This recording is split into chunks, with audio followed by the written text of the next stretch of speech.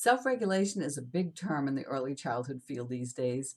It refers to the ability to regulate oneself without intervention from an outside source, like another person. In the case of young children, it means adults don't always have to be telling them how to behave. They've learned to control their emotions and resist impulsive behavior.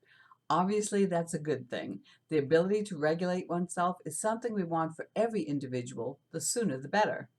Children develop the foundation for self-regulation in the first 5 years of life. That means you have a critical role to play. But how do we go about promoting its development? Obviously, there are a number of possibilities, but I can tell you one way that won't help teach self-regulation, and that's by demanding that children sit still or be quiet, or any other such unrealistic expectations. It's quite possible that this might surprise you, but one of the best ways for children to learn to regulate themselves is through movement games. As with anything else, if it's fun for them, they're much more likely to want to do it. So we make self-regulation fun. Take statues, for example, otherwise known as freeze or the freeze game. If you ask children to stay still, it ain't gonna happen. But if you're playing this game, allowing them to move in any way they want while the music is playing, and then freezing into a statue when the music is paused, they'll want to stay still because pretending to be a statue is fun. How about a modified game of red light, green light? In the traditional version, children who fail to stop when they're supposed to are singled out to start all over again. There's also one winner, with the rest of the children losing. With a slight modification, the game involves more physical activity, more learning concepts, and more fun for everyone. Ask the children to line up side by side, then acting as the stoplight, stand a distance from the children with your back to them. When the stoplight says green light, the children run or tiptoe toward you. When the stoplight suddenly says red light, everyone must stop and hold very still. If you see players who haven't yet been able to stop in time, designate them to be yellow lights, which means they must walk in place until the signal to go is given again.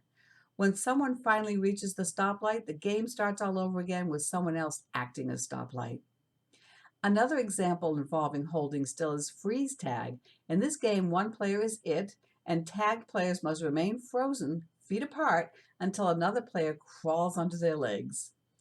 All of these games involve learning to stop and start on signal or command, and they go a long way toward helping children regulate themselves.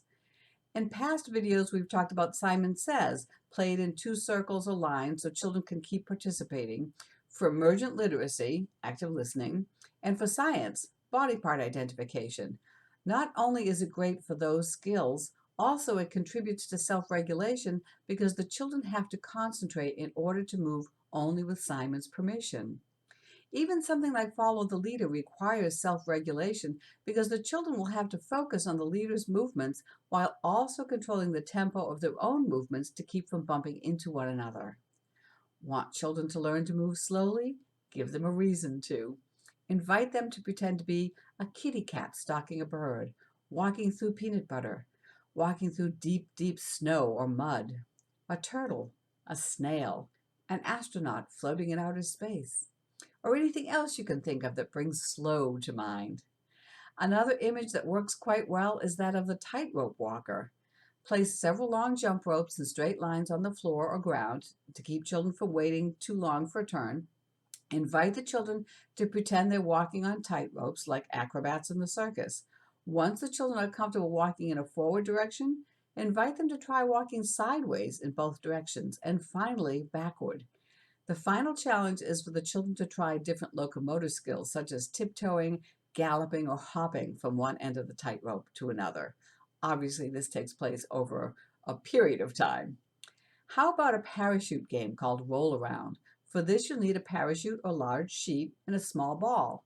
Place the ball on the parachute and ask the children to show you how they can work together to get it to roll around the outer edge, first in one direction and then the other.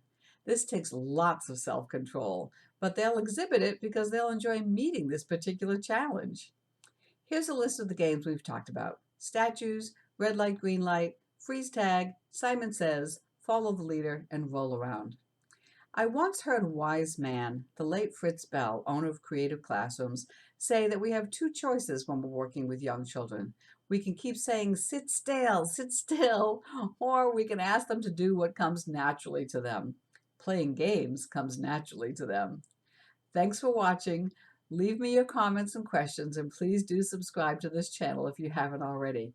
For more information about my work, visit www.raypica.com, where you can also find PDFs now offering these slides, the script for this video, and a bonus activity.